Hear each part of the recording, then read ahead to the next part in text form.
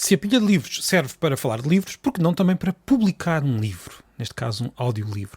Um primeiro rascunho de um possível futuro livro escrito, mas que aqui fica publicado na pilha de livros como um audiolivro. É um processo um pouco diferente do habitual.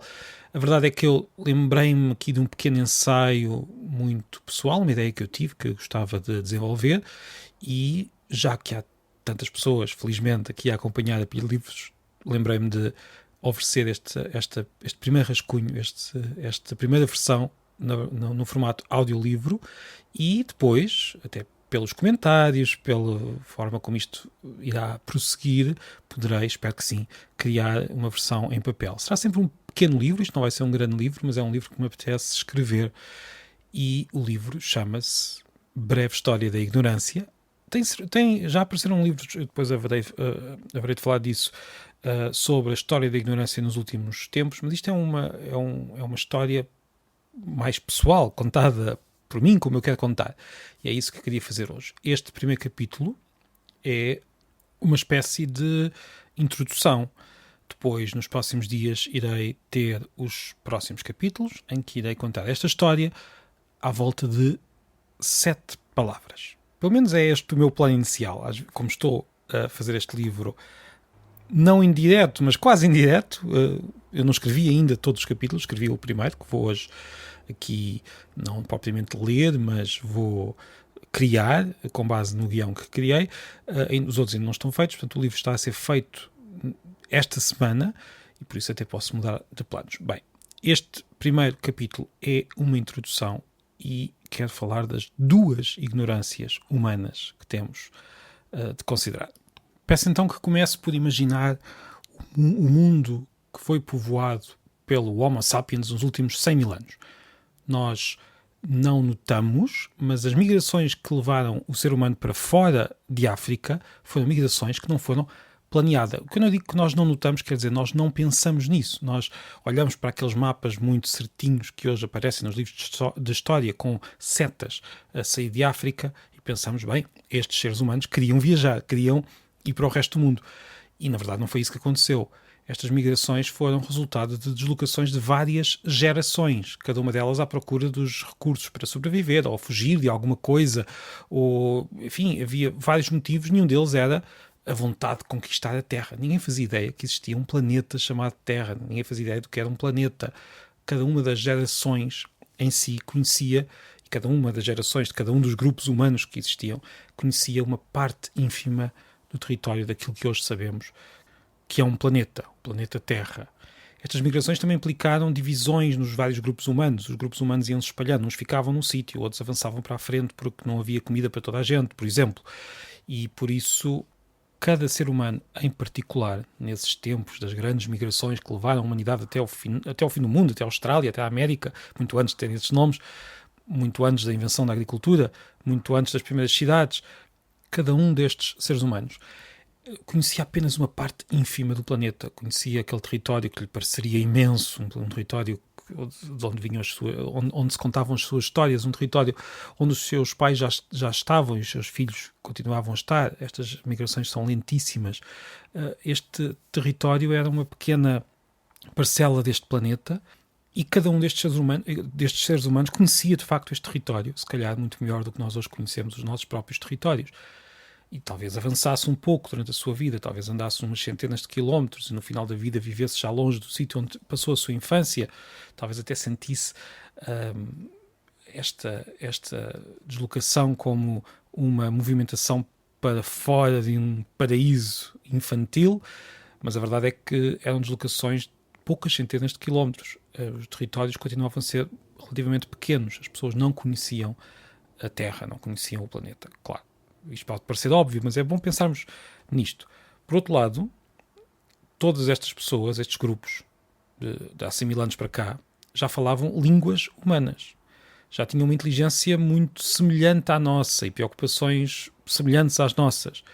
E também tinham de saber viver com problemas que continuamos a ter, com o nascimento, com as relações pessoais, com a morte, com o sofrimento, com as esperanças, com os planos, com tudo isso, com não saber o que é que vai acontecer amanhã.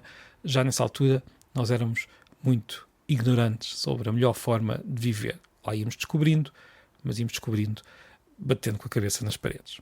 Bem, nessas línguas que já se falava na altura, dificilmente haveria, ou não haveria, certamente, nenhuma palavra para designar planetas. Ou seja, uma palavra que pusesse num grupo a Terra e os outros planetas do Sistema Solar. Haveria talvez já palavras para designar os planetas no sentido dos astros que no céu se deslocam à frente de um fundo de estrelas. Era esse, aliás, o sentido original da palavra planeta. Mas sobre isso falamos noutro episódio. O que eu gostava de dizer é que nós, nessa altura, não fazíamos ideia que a Terra era redonda, não fazíamos ideia que estávamos num planeta, não fazíamos ideia de nada disto. Agora, eu pergunto, se olharmos para esse grupo de seres humanos, vamos imaginar um grupo em particular, inventado, porque eu não sei se existiu ou quem é que era este grupo, mas um grupo de pessoas, de seres humanos, que há uns 50 mil anos estavam a entrar na Austrália. Não se sabe bem como. Na atualidade nós temos uma grande ignorância em relação ao passado, e também sobre isso vamos falar nos próximos capítulos. Nós não sabemos bem como é que chegámos à Austrália, mas chegámos, nós, seres humanos. Vamos imaginar um grupo de umas 150 pessoas na Austrália, a entrar na Austrália. Olha, será que nós podemos dizer que aqueles seres humanos eram muito mais ignorantes do que nós? À partida, acho que a resposta mais óbvia é que sim. E na verdade, enquanto grupo humano, eram certamente mais ignorantes do que nós. A humanidade, no seu conjunto, hoje, sabe muito mais do que qualquer um daqueles grupos de há 50 mil anos.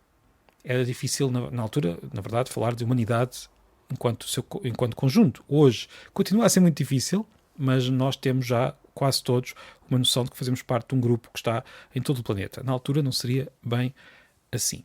Olha, se é verdade que enquanto grupo humano, nós hoje sabemos muito mais do que os grupos daquela época, em relação a cada um dos seres humanos em particular, a história talvez seja um pouco diferente. Ou pelo menos varia muito pessoa para pessoa. A nossa ignorância pessoal, a nossa ignorância de cada um de nós, é medida ou é sentida, tanto quanto é possível medir ou sentir, em comparação com alguma coisa, em comparação com aquilo que se imagina que um ser humano deve saber, um ser humano típico, em comparação com aquilo que todos, entre aspas, sabem ou que julgam saber, ou em comparação com aquilo que se espera que saibamos depois de passar pela escola, hoje em dia. Ora, digamos que, na verdade, nós podemos separar a ignorância humana em dois tipos de ignorância. Ignorância coletiva, aquilo que a humanidade ou que cada grupo humano sabe, no seu conjunto, aquilo que existe enquanto conhecimento, e a ignorância individual, pessoal, de cada um de nós. E se vimos bem, há 50 mil anos, nessa época de migrações, estas duas ignorâncias, a pessoal e a coletiva, estavam muito mais próximas uma da outra. Hoje, aquilo que cada um de nós sabe é ínfimo em relação àquilo que a humanidade no seu conjunto sabe, em relação ao conhecimento humano no seu conjunto. Aliás, é ínfimo mesmo em relação àquilo que um grupo mais restrito sabe. Todos nós sabemos, cada um de nós sabe menos do que, no seu conjunto, o grupo de pessoas com quem nos damos. Os nossos amigos todos no seu conjunto, mesmo que um de nós pense que é muito sabedor, que sabe tudo, é muito pouco ignorante, sabe certamente menos do que o conjunto de todos os seus amigos no seu conjunto. Portanto, cada um de nós sabe menos do que os grupos em que nos inserimos. E isto decorre também, ou melhor, é uma consequência e também uma decorrência do facto de nós hoje dependermos muito dos outros. Não é que não acontecesse isso há 50 mil anos, mas provavelmente cada pessoa estaria mais preparada para sobreviver sozinha, se fosse necessário, durante algum tempo, do que hoje. Hoje dependemos muito dos outros, o que é bom, mas às vezes também é mau. E por outro lado, a verdade é que dependemos dos outros também em relação ao conhecimento. Nenhum de nós sabe o suficiente para poder viver nas sociedades complexas de hoje em dia. Bem, e vou repetir, cada um de nós. Então, se nós esquecermos esta comparação com o grupo de amigos de cada um de nós, comparar aquilo que sabe com o conhecimento de toda a humanidade, então só podemos concluir que somos todos nós extraordinariamente ignorantes. É por isso também que é preciso saber aprender, é preciso aprender a navegar esta ignorância. O mundo é muito complexo, é muito complicado, é impossível de apreender por uma só pessoa. Nenhum de nós sabe o suficiente para viver neste mundo e isso é complicado. Bem, Há que dizer também, isto é só uma introdução, depois vamos falar disto ao longo da semana, há que dizer também que a ignorância humana varia muito, se quisermos usar aqui um palavrão, é multiforme, principalmente a ignorância de hoje. Se calhar, há 50 mil anos, as várias pessoas de cada grupo saberiam um conjunto de... O conhecimento não iria variar muito de pessoa para pessoa. Digo eu, posso estar enganado. Também não sei muito sobre o que acontecia há 50 mil anos, para dizer a verdade. Nós sabemos muito pouco sobre o passado.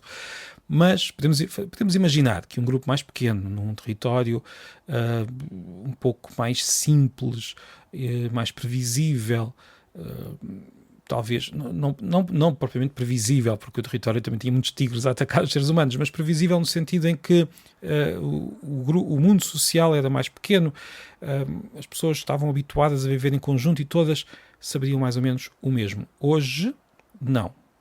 Nós podemos saber muito de uns assuntos e quase nada de outros. Nós somos muito especializados. Mesmo as pessoas que não são especializadas ou pensam que não, sabem muito a sua profissão, sabem muito aquilo que fazem. Podem não ser chamadas de especialistas, mas certamente que são especialistas em muitos temas, nem que seja nos seus hobbies ou nos seus interesses particulares. E isso torna o nosso conhecimento muito variável de pessoa para pessoa. Agora vou fazer outra experiência. Se já andámos 100 mil anos, 50 mil anos para o passado, agora peço que imagine a humanidade daqui a 100 mil anos. Daqui a 100 mil anos, se ainda existirmos, e se não tiver havido assim uma regressão que nos ponha outra vez a viver como se vivia há 50 mil anos, é provável que os nossos descendentes olhem para a nossa época como se calhar nós olhamos para os seres humanos de há 50 mil anos. Para nós, há 50 mil anos, ou 100 mil anos, vivia-se da mesma maneira. Há 60 mil anos, os historiadores, os especialistas nisto, sabem distinguir as várias épocas, mas nós, assim, em geral, seres humanos, olhamos para este passado remoto e é tudo a mesma coisa.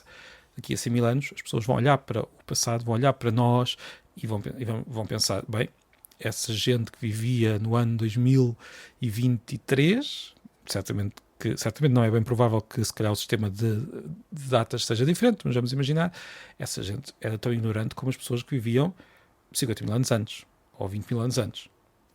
Poderão dizer-me agora, bem, mas houve aqui algumas mudanças significativas entre aquilo que acontecia há 50 mil anos e os dias de hoje. Temos a escrita, por exemplo, e sim, a escrita é possível que seja um ponto importante na história, mesmo na história tal como ela vai ser contada daqui a 100 mil anos. Mas mesmo assim, daqui a 100 mil anos, nós estamos a viver no início desta época, em que há escrita. Eu também imagino que a diferença entre as duas ignorâncias, a individual e a coletiva, vai aumentar. A capacidade cerebral do ser humano não aumenta assim tanto. Também não diminui, ao contrário do que algumas pessoas dizem, mas não aumenta o suficiente para acompanhar a cada vez maior complexidade e cada vez maior o conjunto de conhecimentos que existem na Terra. E por isso nós precisamos de ferramentas, precisamos da escrita, precisamos dos livros, precisamos das bibliotecas, precisamos de comunicação com os outros, precisamos de trabalhar em conjunto uns com os outros, precisamos talvez no futuro a inteligência artificial seja essencial para conseguir navegar este mundo cada vez mais complexo. O que acima de tudo nós precisamos é dos outros. Nós não conseguimos viver sozinhos porque nós não sabemos o suficiente para viver neste mundo em que vivemos. Aquilo que certamente nós não precisamos, nem hoje, nem daqui a 100 mil anos, nem há 50 mil anos, certamente que não, é pensarmos ou estarmos convencidos de que existe um grupo de pessoas que não são ignorantes, de que se calhar nós fazemos parte, dirão alguns, e depois existe essa massa informe de gente ignorante. Portanto, esta divisão não faz sentido, porque na verdade nós somos todos muito ignorantes. Todos nós sabemos muito pouco em comparação com aquilo que há para saber no mundo. E pronto, este foi o primeiro capítulo deste pequeno ensaio sobre a ignorância. Amanhã vamos ser um pouco mais concretos, vamos falar de palavras, vamos falar de duas palavras que mostram como a nossa ignorância mudou ao longo do tempo. Já sabe, assine em www.pilhadelivros.pt, partilhe e volta amanhã. Obrigado.